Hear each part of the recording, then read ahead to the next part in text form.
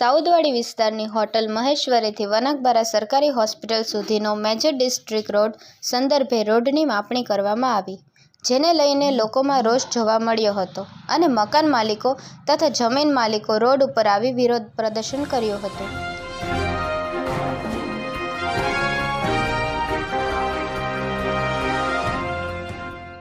દીવના સાઉદવાડીમાં હોટલ મહેશ્વરીથી વનાકબારા સરકારી હોસ્પિટલ સુધીનો માર્ગ પ્રશાસન દ્વારા મેજર ડિસ્ટ્રિક્ટ રોડ બનાવવાના સંદર્ભે સામાજિક મૂલ્યાંકન સમિતિની રચના કરવામાં આવી છે. આ સમિતિ દ્વારા અત્યાર સુધીમાં બેઠકો કરી હતી અને લોકોના સજેશન ઓબ્જેક્શન સાંભળ્યા હતા. આ બેઠકોમાં મકાન માલિકો અને જમીન માલિકોએ વિરોધ દર્શાવ્યો હતો.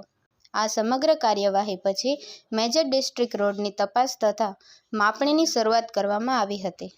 આ રોડ આશરે 1.5 થી 2 કિલોમીટરનો છે, જેમાં 283 જેટલા લોકોનો જમીન અને મકાનને પ્રભાવિત કરે છે, જેથી ગ્રામજનો અને માપણીનો વિરોધ કરતા દીવ એસપી અનુજકુમાર અને મામલતદાર ચંદ્રહાસ વાજા સ્થળ પર પહોંચીને ગ્રામજનોને સમજાવી માપણી માટે સહમતિ લીધી હતી.